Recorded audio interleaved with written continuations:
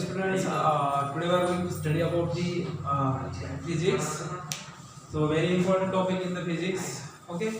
So as we know that dear students, physics means, see here, physics, it is the branch of science, and in this branch we are going to study about the various physical quantity, various laws. Okay. Then so that is the branch of science. It is not possible to define the physics in a single line or anything else. Okay. So see here, the first minute we are going to study about the measurement.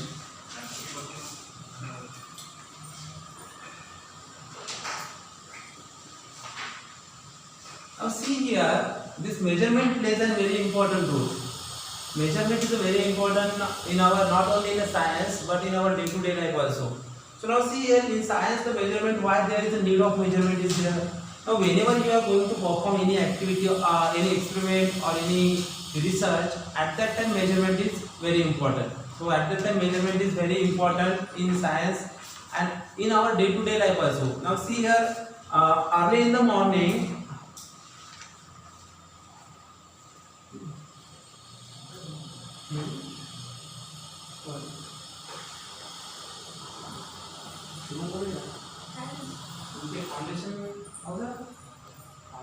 so okay, see here, good evening to everyone. So dear students, I am going to teach you about the physics. So in this video you are going to study about the measurement. So now see here, measurement is a very much important in science as well as in our day-to-day life. Now in our day-to-day in science, how is the measurement is important? Suppose you are performing any research, okay? So to measure any physical quantity, the measurement is plays a very important role there, okay? Then to predict the various laws, to verify the laws, the measurement is very important. Suppose for example, if you are performing the experiment of Ohm's law, okay, and you are going to verify that Ohm's law, so you know that V is equal to R into R. So now if you are performing the experiment on the Ohm's law and where आप experiment कर रहे हो Ohm's law का, then what happen? Then there is a measurement is play a very important role. So you have to measurement the voltage, you have to measurement the current, and from that we can easily find the resistance. Okay, so that's why the measurement is very important in science, not only in science, in our day-to-day life. Now see here, every day early in the morning the milkman come to your house. Okay, so what that milkman will do is that milkman is directly pour the whatever be the amount of milk contained in his can. No, he will properly measure the milk and then he will give to your brother or to you. Okay, so that's why measurement plays a very important role in our day-to-day life. Now suppose if you want to stitch a dress, so what you will do? Suppose आपको dress सिलाना है, so what you will do?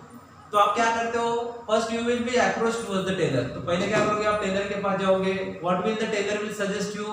So tailor क्या करेगा आपको? पहले he will take the proper your measurement. How much? Then he will tell you how much cloth you require for your shirt, how much cloth you require for your pant, and all these things. Okay? तो Taylor आपको क्या बताएगा? आपको कपड़े के लिए, shirt के लिए कितना कपड़ा लगेगा, पैंट के लिए कितना कपड़ा लगेगा. Then what you will do? You will approach towards that clothes shop. Then आप क्या करोगे? Clothes shop में जाओगे, and in clothes shop you say give me a 2 meter clothes for the shirt, give me a 1 meter clothes for the pant. Then what will happen is that shopkeeper will directly cut the cloth. No, what he will do? He will first properly measure that much amount of cloth and then cut it and give it to you. Okay? तो पहले क्या करेगा वो shopkeeper? Direct जाने बराबर आपको directly वैसा cut करके देता है क्या? नहीं, वो प्रॉपर मेजर करता है शर्ट का 2 मीटर, पैंट का 1 metre, then he will give it to you. So that's why measurement plays a very important role. Now suppose if you approach towards the vegetable vendor, अगर आप किसी vegetable vendor के पास जाते हो और आपने उसको कहा कि give me a 2 kilogram of potato, give me a 2 kilogram of onion. So what that vegetable vendor will do? Vegetable vendor क्या करेगा वहाँ पे कि आपको डायरेक्टली दे देगा क्या? वो क्या करेगा? प्रॉपरली उसका मेजरमेंट करेगा, 2 किलो प्रॉपरली मेजर करेगा और आप भी डायरेक्टली लोगोगे क्या? उसने अगर डायरेक्टली निकाल के दे दिए 10-12 अनियन और 10-12 पोटैटो और आपको बैग में डाल दिए, are you satisfied with that? No. What you will do? You want the exact proper measurement. आपको 2 किलो बोले तो आपको 2 किलो ही, कम भी नहीं दोगे और ज़्यादा भी नहीं दोगे. और that vegetable vendor also not give you more than 2 kg. Okay, so that's why measurement plays a very important role. So now see here, अब देखिए हमें यहाँ पे first we are going to see how this measurement word come. अब ये measurement word कहाँ से आता है, कहाँ से आया है? So this measurement word is comes from the Greek letter metron. तो ये वर्ड कहाँ से आया है? ग्रीक लेटर मेट्रॉन से आया है, और उस मेट्रॉन का मीनिंग क्या होता है? Which means limited proportion, which means limited proportion. Okay, so this measurement word is derived from the metron, the Greek word metron, and its meaning is limited proportion. So now see here, now in our surrounding there are various physical quantities are there. Now what is meant by physical quantity then? Physical quantity means, see here, physical quantity means it is a quantity, the quantity which can be measured. Physical quantity मतलब क्या होता है? अब हमारे surrounding में बहुत सारे physical quantities है. Physical quantity, अब ये physical quantity क्या होता है? तो physical quantity में देखिए यहाँ पे physical quantity मतलब क्या होता है? जो भी quantity that can be measure, the quantity which can be measure is called as the physical quantity. The quantity which can be measure, जो भी क्वांटिटी हम मेजर करते हैं that quantity is known as the physical quantity. जो भी quantity, जैसे for example as when you go to the grocery shop, what that suppose you ask to the grocery shop, give me a 2 kilogram of sugar. So what that grocery shop will do, he will properly measure the 2 kilogram of sugar. So means what is there, that he is measuring the mass of that sugar. वो क्या कर रहा है? वो sugar का mass measure कर रहा है. तो ऐसे बहुत सारे physical quantities है, जैसे mass हो गया, length हो गया, force. There are many physical quantities are there. We will see its types after this. Okay.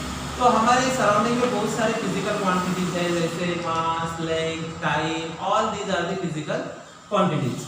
तो means physical quantity means it is a quantity which can be measure. जो quantity हम measure कर सकते हैं उसे हम क्या कहते हैं? That quantity is known as the physical quantity. अब इस फिजिकल क्वांटिटी के दो टाइप्स है. There are two main types of the physical quantity.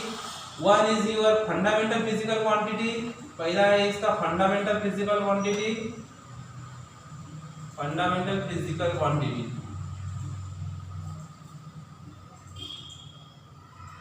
Fundamental physical quantity, and second one is the derived physical quantity. Derived physical quantity.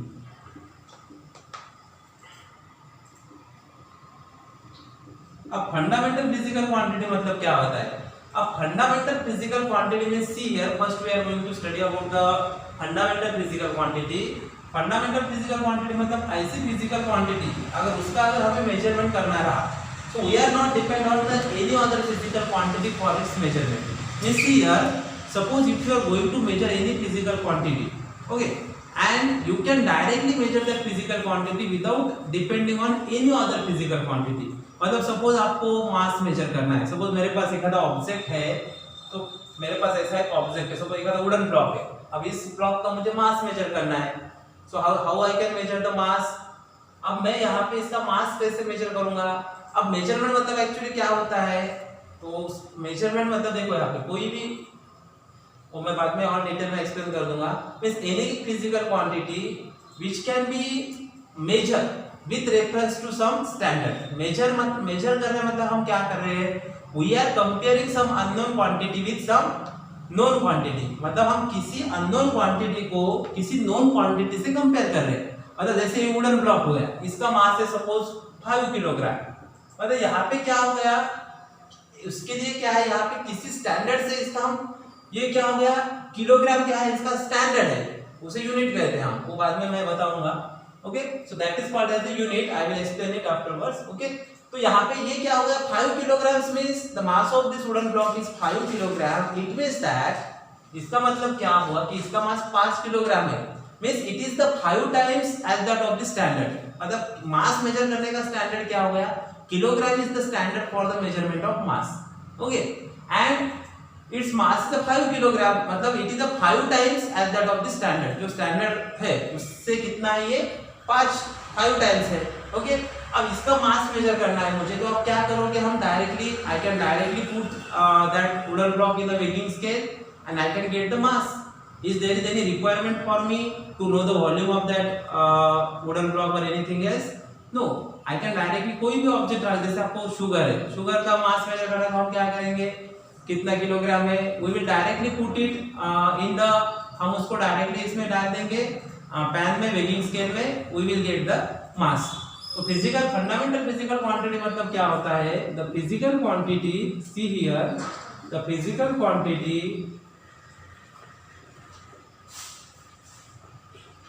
the physical quantity which does not depend on this does not depend on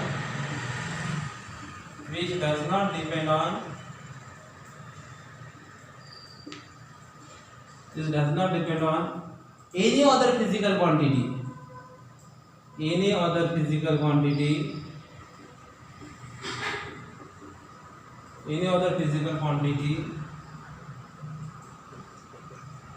the physical quantity which does not depend on any other physical quantity for its measurement, उसका measurement करने के लिए किसी दूसरे physical quantity के ऊपर dependent रहती है क्या, ये फिजिकल क्वांटिटी नहीं रहती. which does not depend on any other physical quantity for its measurement, मतलब अगर उसका हमें मेजरमेंट करना रहा तो हमें किसी दूसरे फिजिकल क्वांटिटी के ऊपर डिपेंडेंट रहने की जरूरत है क्या, नहीं है. तो ऐसे फिजिकल क्वांटिटी को हम क्या बोलते हैं, is called fundamental physical quantity. तो उसे हम क्या कहते हैं, फंडामेंटल फिजिकल क्वांटिटी. ओके, इसे बोलते हैं fundamental physical quantity. Okay, so that is known as the fundamental physical quantity. अब देखिए यहाँ पे there are only 7 fundamental physical quantities are there. So how many fundamental quantities are there, मतलब ऐसे 7 ही फंडामेंटल क्वांटिटीज है. In our surrounding there are number of physical quantities are there, but there are only 7 physical fundamental quantities are there. तो यहाँ पे कितने fundamental quantities है, there are 7 fundamental physical quantity. There are 7 fundamental physical quantities are there. Fundamental physical quantity कितने हैं, 7 ही fundamental physical quantities are there. तो 7 ही फंडामेंटल फिजिकल क्वांटिटी है, मतलब ऐसे 7 ही फिजिकल क्वांटिटी है जिनका अगर हमें मेजरमेंट करना है. If you want to measure that physical quantity, then we are not depend on any other physical quantity for its measurement. Now see here, so I will tell you the name of this 7 fundamental physical quantity. तो पहले रहता है आपका length. So length, suppose I want to measure the length of this duster.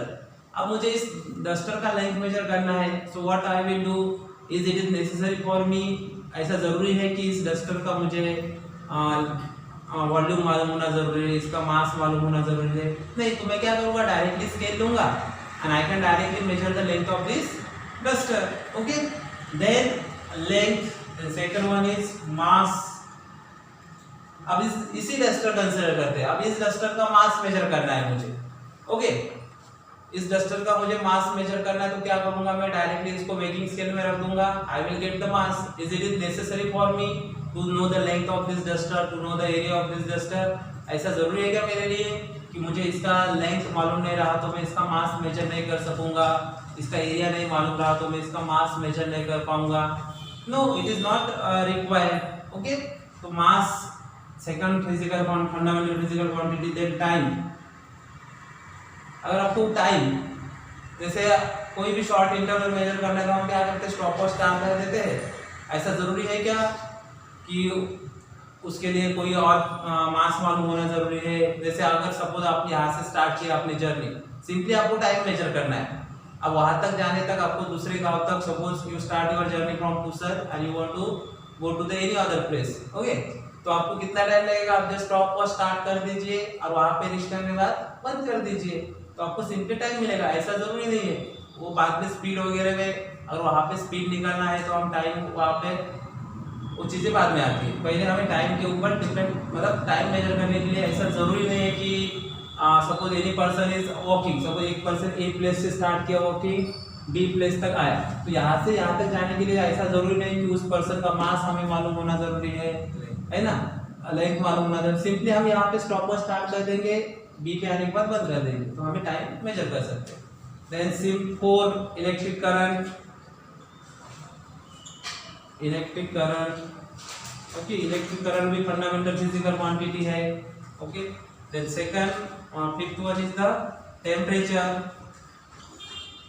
Temperature, अगर suppose आपको temperature measure करना है, suppose there is a hot cup of tea is there, यहाँ पे एक हॉट कप ऑफ टी है, तो ऐसा जरूरी है क्या उस कप का वॉल्यूम मालूम होना जरूरी है आपको उसका टेम्परेचर मालूम करने के लिए? नहीं, सीधा सीधा क्या करोगे आप, what you will do directly, you will take the thermometer, dip the thermometer inside that, उसके अंदर डीप कीजिए कप ऑफ टी के, you will get the temperature, okay. Electric current also, the temperature. And six वाला luminous intensity. Luminous intensity में see here,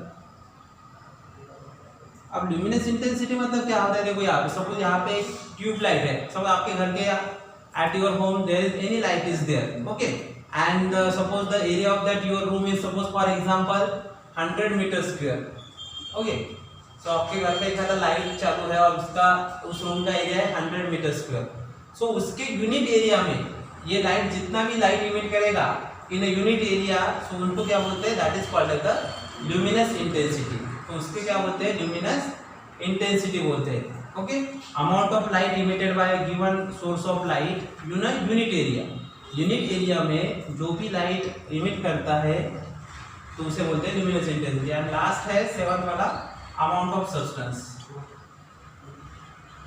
amount of substance,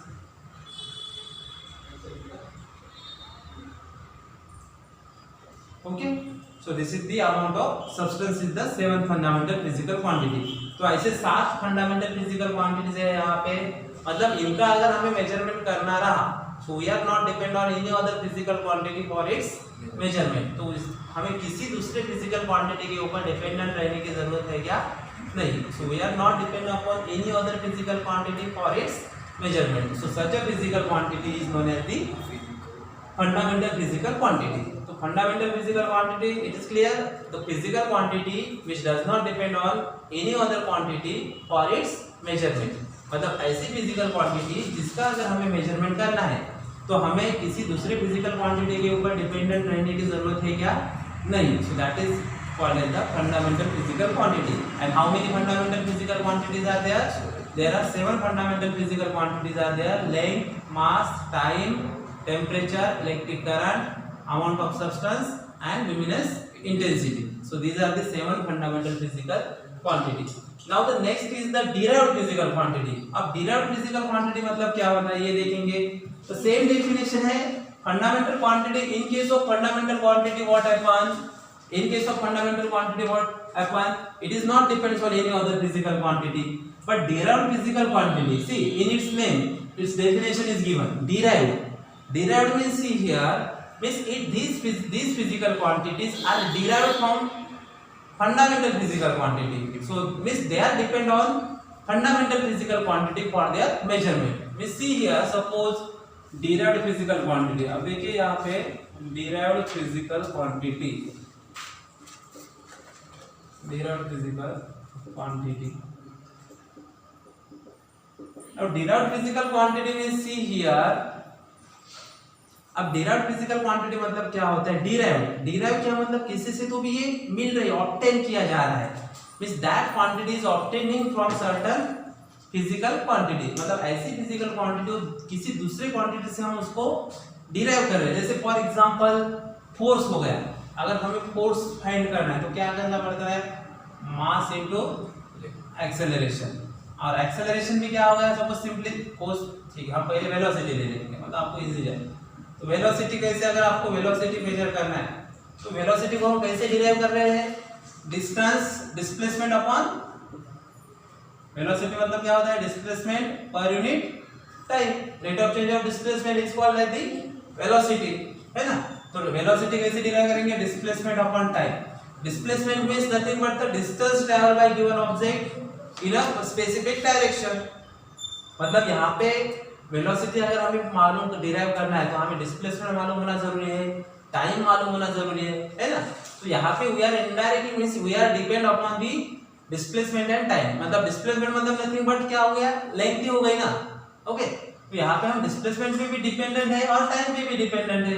बाद में acceleration, अगर acceleration आपको निकालना है तो क्या पड़ेगा, velocity, rate of change of velocity, तो that is known as the acceleration.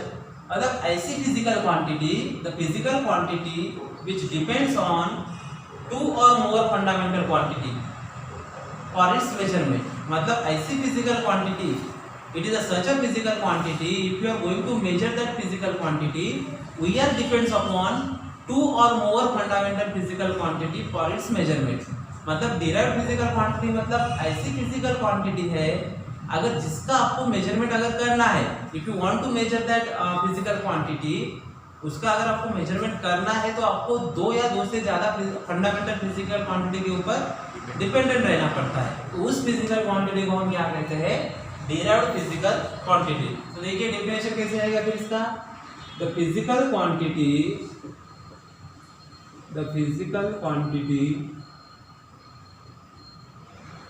which depends, यहाँ पे क्या था, which does not depend की जगह यहाँ पे simply what will come here, which depends on two or more fundamental quantity, two or more fundamental quantity for its measurement, which depends on two or more fundamental quantity for its measurement। उसका अगर measurement करना है हमें तो हमें दो या दो से ज्यादा फंडामेंटल क्वांटिटी के ऊपर डिपेंडेंट रहना पड़ता है। So such a physical quantity is known as derived physical quantity, derived physical quantity। तो उसे हम derived physical quantity कहते हैं। so that physical quantity is called as the derived physical quantity।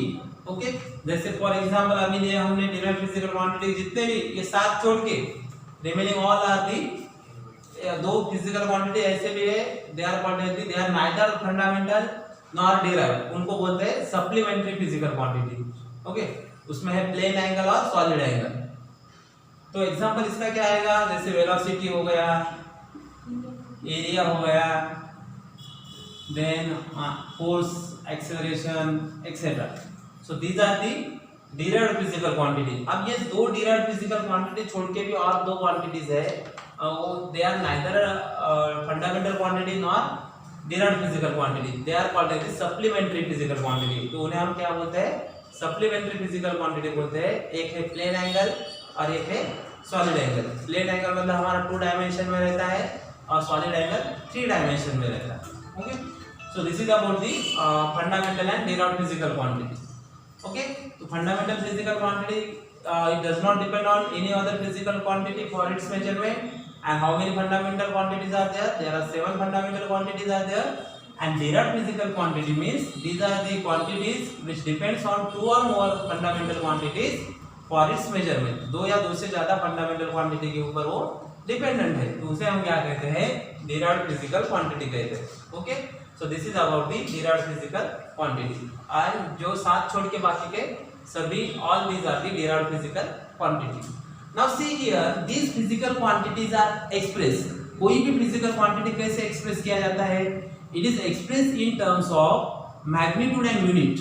मतलब कोई भी फिजिकल क्वांटिटी अगर मेजर कर रहे हैं हम तो उसे एक स्टैंडर्ड फॉर्म में एक्सप्रेस करते हैं। तो कोई the physical quantity which can be express in terms of magnitude and unit. कोई भी फिजिकल क्वांटिटी, जैसे मास क्या हो गया, अगर suppose if you are going to measure the mass of this duster, for example duster का मास है 200। अगर मैंने ऐसे ही कहा 200 बोला तो इसका स्पेसिफिक वो रहेगा, you will get the clear idea is the how much is the mass of that duster? No, so we require some standard measurement कर रहे, मतलब what we are doing, we are measuring the physical any physical quantity, means what we are doing, we are comparing some unknown quantity with some standard and that standard is called as the unit of that physical quantity। जो भी standard हम physical quantity major करने के लिए use करते हैं, whatever be the standard we are using for the measurement of physical quantity, that standard is called as the unit of that physical quantity। तो उसे कहते हैं हम unit of that physical quantity। Okay, तो 200 बोला तो क्लियर होगा कि आपको, तो अगर मैंने 200 ग्राम बोला, So this is the gram, it is the one of the standard for the measurement of physical quantity. ग्राम क्या हुआ, एक स्टैंडर्ड हो गया. जैसे कोई टेबल का लेंथ है, सपोज हम आपके पास एक आपका स्टडी टेबल है. Suppose the length of your study table, suppose I से it is a 5. Is it give the clear idea? No, means it is a 5 meter. We can say it is a 5 meter, 2 meter. So means we are expressing the physical quantity in terms of magnitude. तो ये 5 क्या हो गया, magnitude मतलब ये number क्या हो गया उसका, it is the magnitude. This one is the magnitude, ये हो गया उसका magnitude, and this one is the unit of that physical quantity. तो ये क्या हुआ, जो standard. So this standard we are using for the measurement of physical quantity.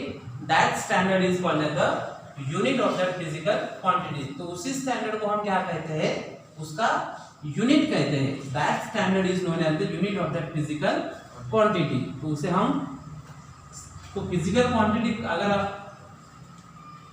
अगर आपको पूछे how the physical quantity is express, तो फिजिकल क्वांटिटी कैसे एक्सप्रेस करते हैं हम. Physical quantity is always express in terms of magnitude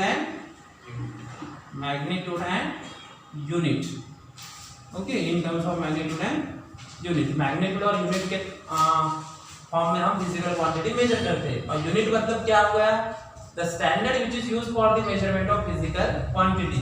कोई भी फिजिकल क्वांटिटी अगर हमें मेजर करना है तो उसके लिए कोई एक तो भी हमें स्टैंडर्ड लग रहा है. हम मेजर कर रहे हैं मतलब I have already told you, measure means we are comparing that unknown quantity with reference to some standard. So that standard is called as the unit of that physical quantity. You see here, suppose the mass of any object is 20 kilogram. This 20 is its magnitude and this kilogram is its standard means unit.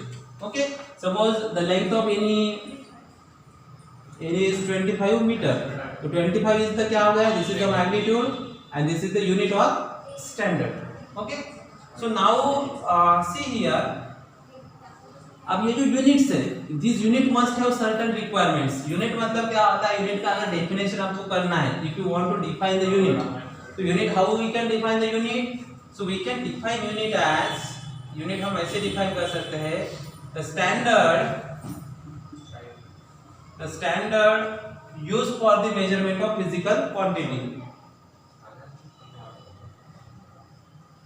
The standard used for measurement of, the standard used for measurement of physical quantity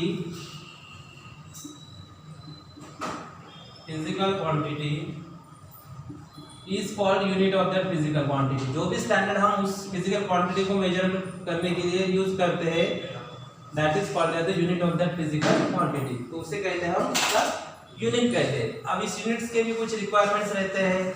तो requirement क्या रहता है units का, it should not be change with respect to time and place. जैसे अभी हम फुर्सत में लेंथ मेजर किया मीटर में, किसी दूसरे प्लेस पे जाओगे या दूसरे के देश में जाओगे तो उसका लेंथ चेंज होना चाहिए क्या, यूनिट चेंज होना चाहिए नहीं. अभी 10 बजे मेजर किया मीटर में, 12 बजे दूसरा यूनिट यूज कर रहे हैं, ऐसा नहीं होना चाहिए. Okay, then it should be universally accepted. जो भी हमने यूनिट दिया है तो यूनिवर्सली एक्सेप्टेड रहना चाहिए, मतलब all over the universe its that unit must be accepted. Then it can be easily reproducible. जो भी यूनिट हम फिजिकल क्वांटिटी को दे रहे हैं, that unit must be easily reproduce होना चाहिए. तो यूनिट इजीली रिप्रोड्यूस होना चाहिए. Okay, so thank you very much. तो कल हम डिटेल में और देखेंगे इसके बारे में. Thank you.